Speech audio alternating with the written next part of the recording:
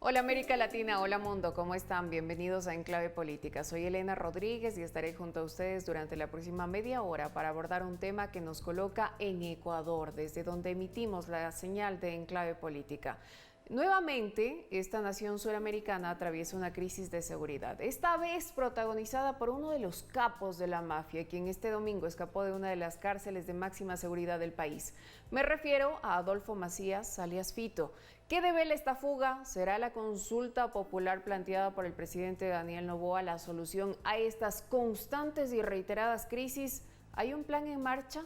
Para despejar esta y otras dudas, hemos invitado a Fernando Carrión, experto en seguridad y destacado catedrático en el campo de las ciencias sociales. Doctor, muchísimas gracias, qué gusto tenerlo acá. ¿Por dónde arrancamos? Siempre que abordamos un hecho coyuntural como estos, tenemos múltiples aristas. Vamos a arrancar precisamente por lo noticioso. ¿Qué significa que alias Fito haya fugado de una de las cárceles de máxima seguridad del país? Bueno, primero un saludo cordial y segundo, bueno, entrar en materia. Yo creo que es un golpe muy fuerte y tiene por lo menos, me parece, tres expresiones, tres manifestaciones. Una primera, me da la impresión que se le acaba la luna de miel, estos famosos 100 días que existe de tradición en la política incluso mundial, y se le cae, me parece eso, porque esto le mete ya de lleno en la política de seguridad en el país. Una segunda, está caminando ya la consulta popular, fueron enviadas 11 preguntas a la Corte Constitucional y me parece que esto tiende a redefinir en mucho esa situación. Y en tercer lugar, creo que pone nuevamente en cuestión el famoso Plan Fénix que nos ofreció en la campaña electoral el presidente Noboa. Ahora, precisamente para poner en contexto a nuestra audiencia en América Latina y el mundo, a quienes nos ven a través de la pantalla de Telesur, ¿quién es alias Fito? ¿Qué representan los choneros en el país? ¿Y cómo esa estructura delictiva está operando aparentemente en contubernio con las estructuras estatales? Porque ¿cómo explicamos que se haya escapado de una cárcel de máxima seguridad? Bueno, los choneros vienen operando más o menos desde la década de los años 90 aquí en el país. Eso significa más de 30 años.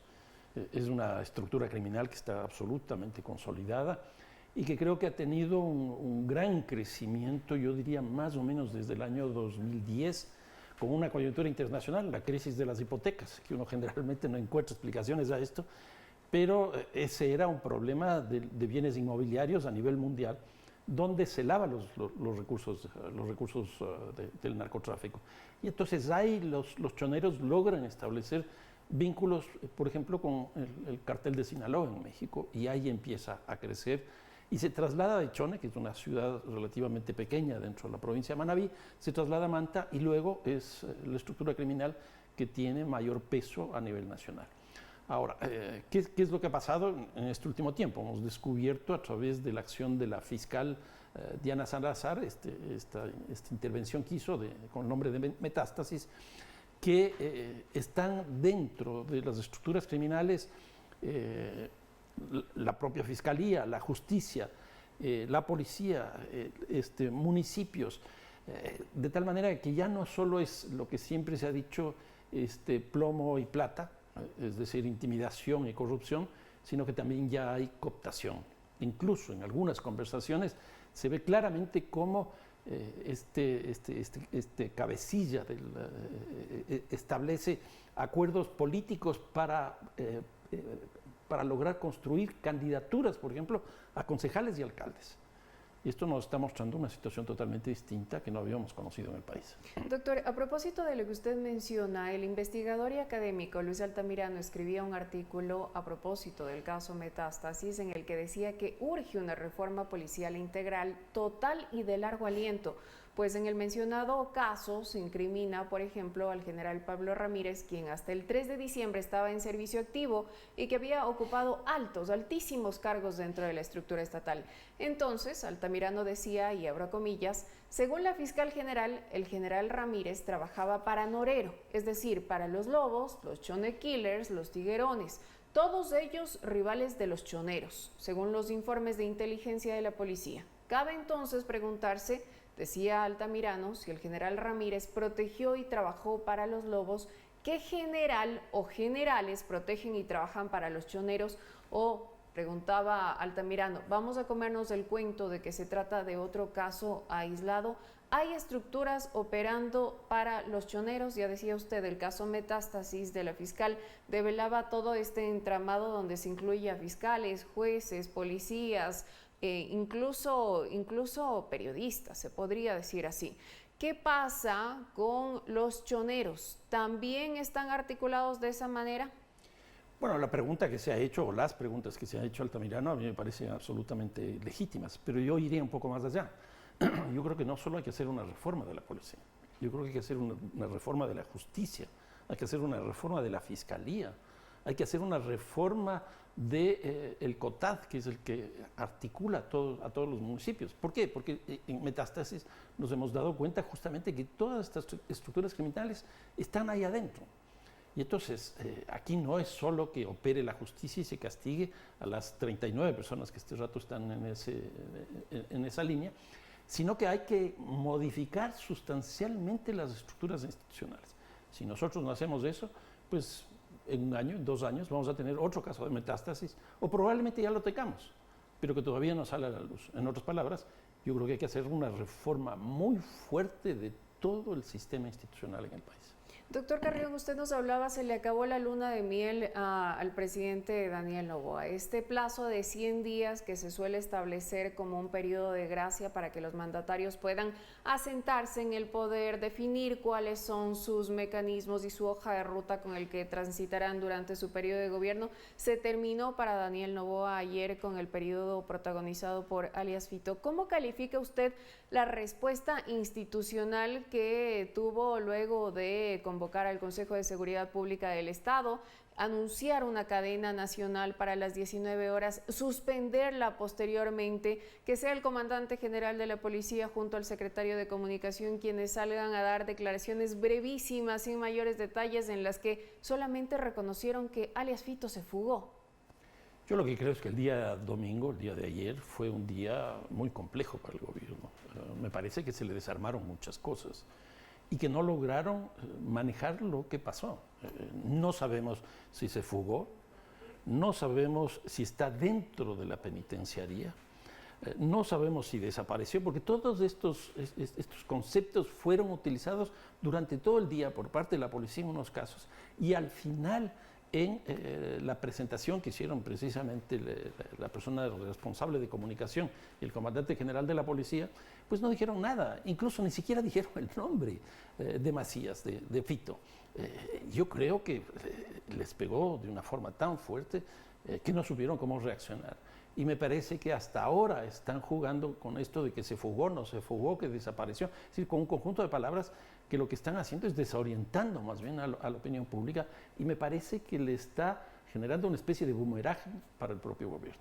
Ahora, usted mencionaba 3 aristas que resultan importantes, entre ellas el Plan Fénix.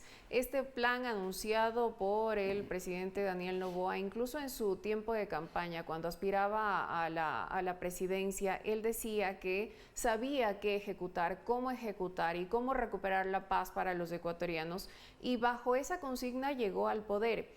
Ha transcurrido ya algún tiempo desde que Daniel Noboa asumió el sillón de Carondelet, pero no vemos esa ejecución del Plan Fénix. ¿Usted lo ve?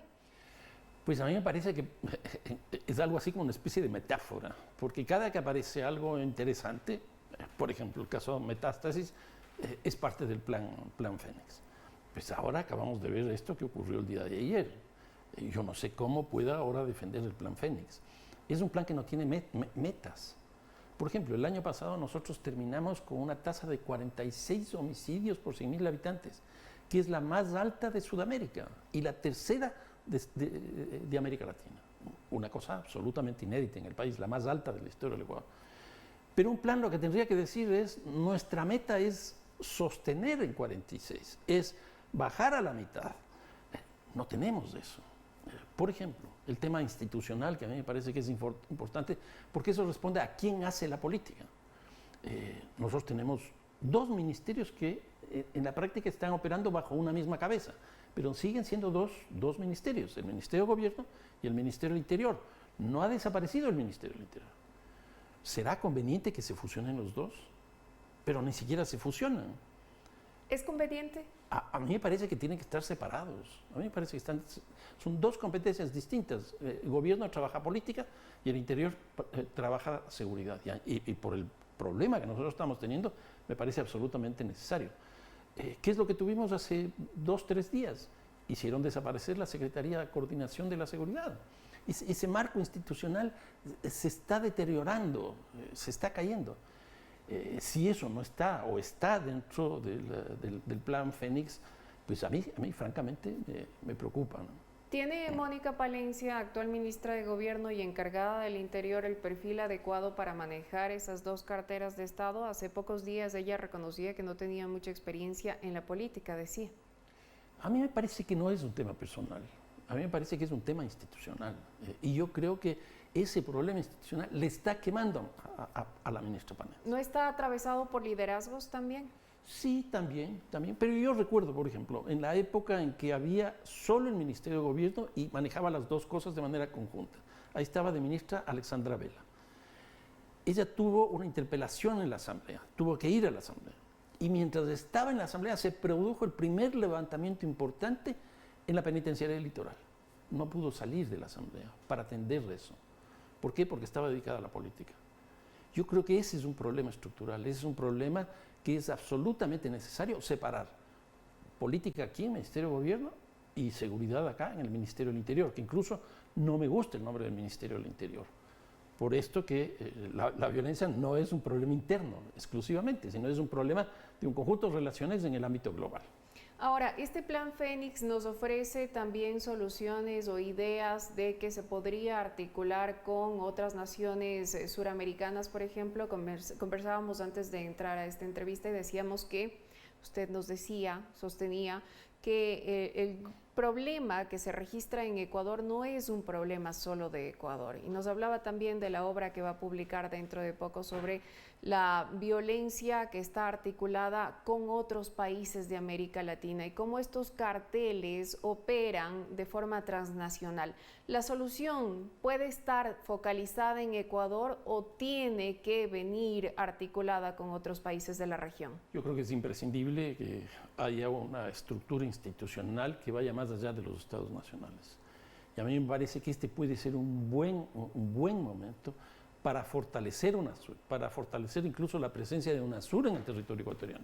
El presidente Lula ya está de alguna manera impulsando eso nuevamente. Y a mí me parece que eso es necesario.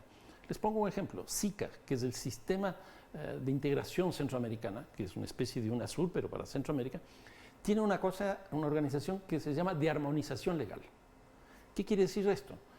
Los 6, 7 países de Centroamérica, cada uno tiene su código penal y tiene por lo tanto sus tipos penales. ¿Qué es lo que están haciendo? Viendo la posibilidad de que todos esos delitos estén tipificados de forma armónica en términos internacionales. ¿Por qué no podemos pensar una cosa parecida acá? Nosotros somos 13 países, si no me equivoco, en Sudamérica.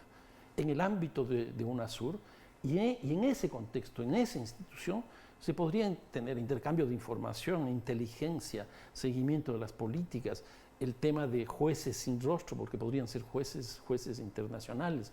Yo creo que eso nos ayudaría muchísimo si es que se logra finalmente impulsar eso. Y una cosa adicional, aquí en el Ecuador en este año vamos a tener una reunión de los jefes de Estado de Iberoamérica.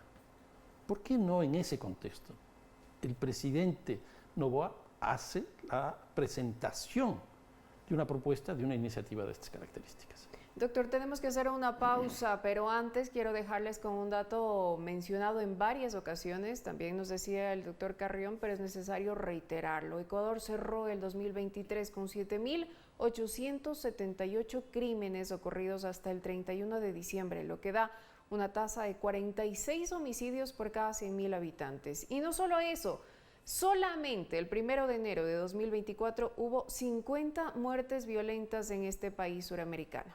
Estamos conversando con Fernando Carrión, analista político, experto en seguridad, académico. Quédese con nosotros, ya regresamos.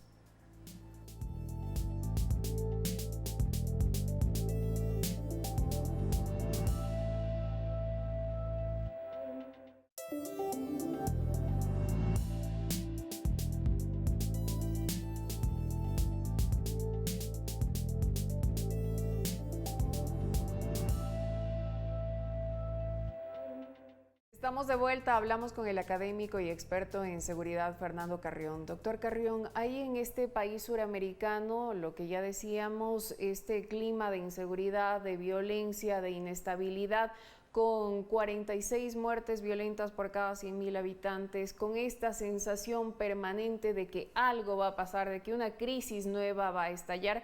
Usted nos hablaba de la necesidad de articular esfuerzos transnacionales, suramericanos, iberoamericanos incluso, para poder combatir a estas mafias internacionales.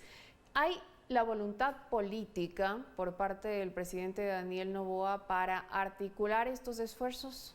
¿Para sumarse a UNASUR, por ejemplo? A mí me da la impresión que hay poco conocimiento del tema internacional del narcotráfico y de lo que está pasando este rato con la economía política de la cocaína principalmente.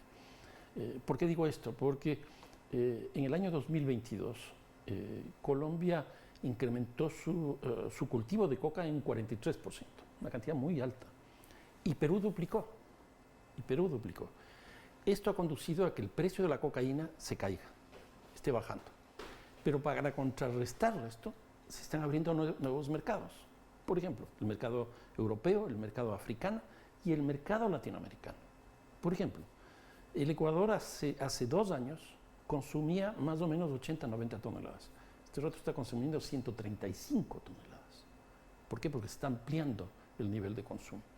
Y entonces, si nosotros no nos damos cuenta de esto que está ocurriendo, pues la cosa es muy complicada. Incluso en Colombia hay un desplazamiento de las zonas de producción, ya no hacia el Pacífico, es decir, en el departamento de Nariño, sino hacia el Putumayo. ¿Por qué?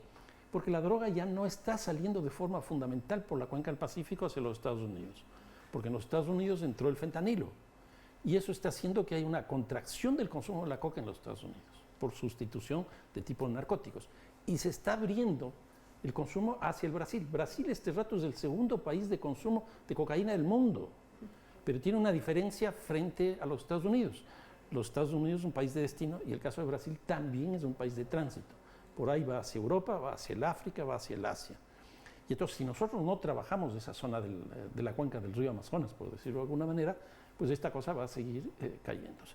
En otras palabras, aquí les estoy diciendo Colombia, les estoy diciendo México, les estoy diciendo Estados Unidos, les estoy diciendo Europa, África y Ecuador también. Si nosotros no tenemos una política global, si nosotros no tenemos una política internacional, pues esto va a seguir creciendo como está creciendo. ¿Sería ingenuo entonces pensar que los choneros no articulan acciones con carteles internacionales, transnacionales que llegan hasta estos destinos que usted acaba de mencionar? Sí, a ver, la droga nuestra entra principalmente por la frontera norte, que es exportada desde Colombia hacia acá, es decir, importada por nosotros, básicamente del Clan del Golfo, que es el cartel colombiano más grande. Está presente en 26 países del mundo, 26 países del mundo, uno de esos es el Ecuador. Entonces esa droga llega acá y llega, por ejemplo, a manos de los choneros. Los choneros llevan al puerto de Guayaquil, por donde salen más o menos 300 toneladas. Pero los choneros no tienen vínculos con los grupos centroamericanos ni mexicanos. Eso es controlado, ese mercado o ese tránsito es controlado básicamente por el cartel de Sinaloa en este caso. Entonces ahí se internacionaliza con el cartel de Sinaloa. Pero ¿qué es lo que ocurre? Cuando entra a los Estados Unidos, el cartel de Sinaloa ya no tiene la presencia que tenía antes. Hoy día son grupos norteamericanos. Si ustedes ven esto, lo que tenemos es una red global del crimen, un conjunto de organizaciones que están articuladas a través de un producto específico como es la cocaína. Si no se ataca eso en términos globales, en términos internacionales, esto sigue creciendo. ¿Qué es lo que se ha hecho en el Ecuador? Frente a esto que yo sostengo de la integración, lo que se plantea es la cooperación. Y la cooperación es básicamente pedirle a los Estados Unidos apoyo, que yo creo que eso es correcto porque los Estados Unidos están en esta lógica. Pero no entiendo por qué Israel, que tiene otra lógica. Probablemente una de las inteligencias más interesantes o más importantes del mundo, pero para otro tipo de conflictos, no para este. El caso de los Estados Unidos es mucho más afín porque está dentro de esta cadena. Pero ¿por qué tenemos que pedir cooperación? ¿Por qué no hacemos integración? ¿Y es efectiva esa cooperación? Habrá que preguntarse también, porque por ejemplo en el gobierno de Guillermo Lasso se sacaba a pecho, se sacaba a relucir los números de incautaciones y era el propio general Pablo Ramírez quien hasta, insisto, el 3 de diciembre estuvo en servicio activo y que luego, según el caso Metástasis, se develó que cooperaba con una serie de bandas y de carteles de narcotráfico internas, el que salía a decir que se habían incautado X número de toneladas de cocaína, mostrándolo como un logro del gobierno de Guillermo Lasso. ¿Cómo entender esa información que no llega por un lado, pero por otro lado vemos que no necesariamente significa un logro para el gobierno o un indicador de la lucha contra el narcotráfico? Generalmente en el gobierno de Lasso lo que se hacía era sumar la cantidad de droga incautada en su periodo, cuando en realidad lo que hay que hacer es por año. Entonces, por ejemplo, en el año 2021, la incautación fue la más alta del mundo, la más alta de la historia del Ecuador, con 211 toneladas. En el 2022 cayó a 201, o sea, se vino abajo. Y el año pasado se incrementó a 219. El año pasado sí fue un buen nivel de incautación, 219 toneladas. Ahora, eso es un éxito, yo creo, sin duda, pero eso tiene su explicación. ¿Por qué? Porque, por ejemplo, en el 2010, por aquí pasaban más o menos 200 toneladas. 12 años después, pasan 835 toneladas. Entonces, uno tiene que hacer esto comparativamente con la droga que pasa. Si nosotros hacemos esa comparación, esa incautación de drogas no es de las más altas. Ahora, doctor, dentro de las aristas que mencionábamos al iniciar esta entrevista, hablábamos de la consulta popular y la necesidad que ha planteado el presidente Daniel Noboa de consultar al pueblo ecuatoriano, a la gente, temas relacionados con seguridad. En el cuestionario, enviado por el Ejecutivo a la Corte Constitucional se propone, por ejemplo, un rol activo de las Fuerzas Armadas para evitar las actividades del crimen organizado, realizar control de armas en cárceles, planteaba también un blindaje legal para las actuaciones de las Fuerzas Armadas, evaluar a los funcionarios de la función judicial y auditar sus patrimonios, incrementar las penas en delito de terrorismo y delincuencia organizada, proponía también el funcionamiento de casinos y juegos de azar, que recordemos en 2011 mediante consulta popular también ya fueron eliminados por el pueblo ecuatoriano. ¿Cómo entender esta propuesta de consulta popular dada la coyuntura y dado los últimos acontecimientos? ¿Usted cree que va a progresar esa propuesta dentro de la Corte Constitucional? A ver, lo que ha hecho el presidente es enviar 11 preguntas a la Corte Constitucional para que dé el informe correspondiente para que se pueda seguir en la consulta. Son 11 preguntas. Lo primero que me llama la atención es que son 10 de seguridad y una, esta de juegos de azar y casinos. A mí me llama poderosamente la atención. ¿Por qué le llama la atención? Primero las 10, como si fuera ese el único problema y como si fuera esa la prioridad que no se ve, por ejemplo, en la gestión del gobierno. Si es 10-1, lo que tendríamos que ver es en el presupuesto 10-1. Lo que tendríamos que ver es el peso de la seguridad en el marco institucional, en el financiamiento, en las políticas, etc. No se ve, una primera cosa. Una segunda, es que ninguna de esas 11 preguntas implica reforma constitucional. Y que una semana antes el presidente de la Asamblea, el señor Kronfle, convocó a los bloques para discutir una agenda legislativa en el Parlamento. No se participó ahí. Que lo lógico era participar ahí. ¿Por qué? Porque una ley se aprueba más o menos en 6 meses. Si nos ponemos de acuerdo, sacamos de esa ley con estas reformas y con otras más. ¿Qué es lo que significa esto de una consulta? Hasta que se apruebe son 20 días, que será fin de mes. Pero van a incorporar 5 preguntas más, que yo creo que con lo que pasó ayer se va a redefinir esto. En otras palabras, recién tendremos el informe de constitucionalidad, yo creo que en la primera, segunda semana de febrero. Ahí tiene que pasar al CNE. El CNE se demora hasta la convocatoria. Una vez que convoca hay 3 meses. En otras palabras, yo creo que esto recién tendremos los resultados junio o julio de este año. Y ahí nuevamente tiene que ir a la Asamblea, porque ahí tienen que hacerse las reformas legales. ¿Por qué no se hizo todo esto dentro de la Asamblea? Y nos evitábamos 60, 70 millones de dólares que cuesta esto, y probablemente salía en menos tiempo, probablemente en menos tiempo. Y la tercera cosa que me llama la atención, casinos y juegos de azar. Ese es el problema económico del país, ese es el sector a partir del cual se genera empleo. El presidente ha planteado en su campaña electoral y en su gobierno que el tema económico y el tema del empleo es fundamental. Pues el tema económico del empleo es casinos y juegos de azar. A mí me parece que eso no tiene pues, ni pies ni cabeza. Muchos expertos incluso hablan de que estas estructuras de casinos y juegos de azar se prestan para el lavado de activos, por ejemplo. ¿Es así? Y en este contexto de inseguridad, violencia, crimen organizado, narcotráfico, ¿cómo podría afectar al país? No, yo creo que eso sin duda ocurre, pero ocurre también en otros sectores. Uno no puede negarse eso. Por ejemplo, el sector inmobiliario, el sector financiero. Entonces, por eso no se puede cerrar. Pero cuando nosotros vemos que estos juegos de azar, este conjunto de actividades económicas, están localizadas preferentemente, por ejemplo, en paraísos fiscales, yo creo que ahí hay una explicación o hay una lógica. Los mecanismos de control y de regulación de estos mercados son muy difíciles. Y la otra cosa, esto no genera riqueza. Esto es una especulación del dinero. Yo pongo $10 aquí, saco, pierdo, etcétera. Generalmente pierdo. Y hay un grupo de personas que acumulan. No hay generación de riqueza. Entonces, a mí me parece que esa pregunta está fuera de los planteamientos hechos por el propio presidente en la campaña y en el ejercicio de este tiempo de gobierno.